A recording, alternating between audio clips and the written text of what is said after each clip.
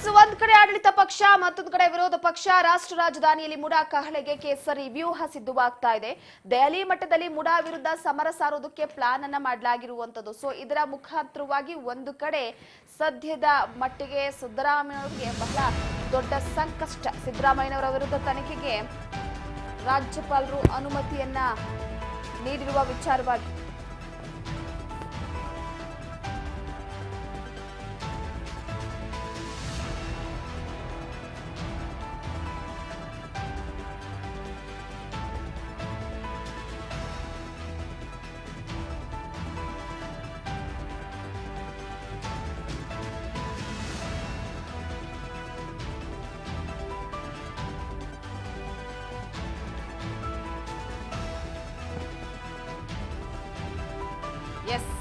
ಪ್ರಮುಖವಾಗಿ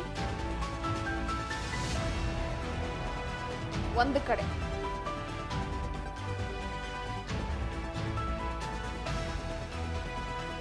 ಸಿದ್ದರಾಮಯ್ಯನವರ ವಿರುದ್ಧ ತನಿಖೆಗೆ ಅನುಮತಿ ನೀಡಿರುವಂತಹ ರಾಜ್ಯಪಾಲರ ನಿರ್ಧಾರದ ಬಗ್ಗೆ ಗುರುವಾರ ನ್ಯಾಯಾಲಯದಲ್ಲಿ ವಿಚಾರಣೆ ನಡೆಯುತ್ತೆ. ಅಲ್ಲಿನ ಬೆಳವಣಿಗೆ ಆಧರಿಸಿ ದೆಹಲಿಯಲ್ಲಿ ಪ್ರತಿಭಟನೆಯನ್ನು ನಡೆಸುವ ಕುರಿತು ನಿರ್ಣಯವನ್ನ ಕೈಗೊಳ್ಳಲಾಗುತ್ತೆ ಅಂತ ಮೂಲಗಳು ತಿಳಿಸಿವೆ. ಪ್ರತಿಭಟನೆ ಮಾಡೋದಾದ್ರೆ ಅಂದ್ರೆ ನ್ಯಾಯಾಲಯದ ತೀರ್ಪಿನ ಮೇಲೆ ಬಿಜೆಪಿಗರ ಹೋರಾಟ ನಿಂತಿದೆ.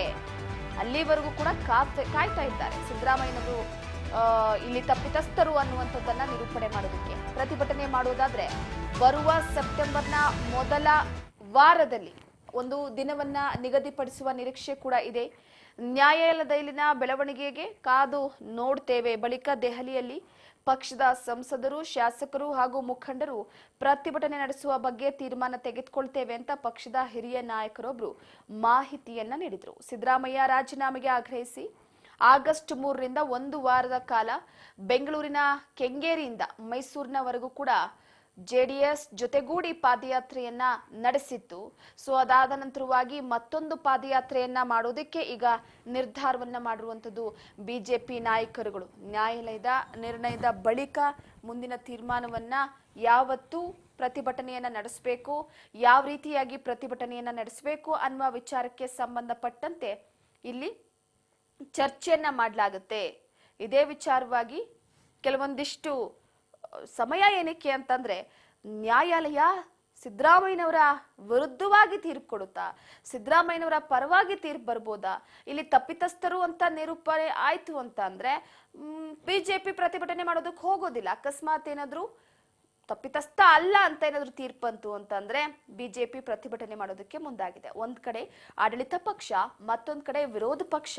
ರಾಷ್ಟ್ರ ರಾಜಧಾನಿಯಲ್ಲಿ ಮುಡಾ ಕಹಳೆಗೆ ಈಗ ಕೇಸರಿ ರಣತಂತ್ರವನ್ನ ರೂಪಿಸೋದಕ್ಕೆ ಮುಂದಾಗ್ತಾ ಇರುವಂತದ್ದು. ಆ ಹಿನ್ನೆಲೆಯಲ್ಲೇ ದೆಹಲಿ ಮಟ್ಟದಲ್ಲಿ ಈ ಮುಡಾ ಹಗರಣದ ವಿಚಾರಕ್ಕೆ ಸಂಬಂಧಪಟ್ಟಂತೆ ಸಮರ ಸಾರೋದಕ್ಕೆ ಮೆಗಾ ಪ್ಲಾನ್ ಅನ್ನ ರೆಡಿ ಮಾಡ್ಕೊಳ್ಳಲಾಗ್ತಾ ಇದೆ.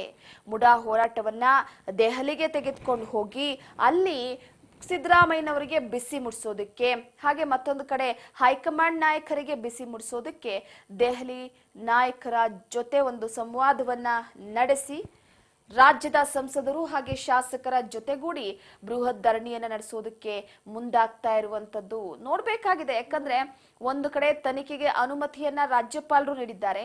ಆ ನಿರ್ಧಾರವನ್ನ ಕಾನೂನು ಹೋರಾಟದ ಮುಖಾಂತರವಾಗಿ ನಾನು ಹೋರಾಟ ನಡೆಸ್ತೀನಿ ಅಂತ ಸಿದ್ದರಾಮಯ್ಯನವರು ಪಣತೊಟ್ಟು ನಿಂತಿದ್ದಾರೆ. ಈ ನಿರ್ಧಾರದ ಬಗ್ಗೆ ಗುರುವಾರ ನ್ಯಾಯಾಲಯದಲ್ಲಿ ವಿಚಾರಣೆ ಕೂಡ ಸಾಗುತ್ತೆ.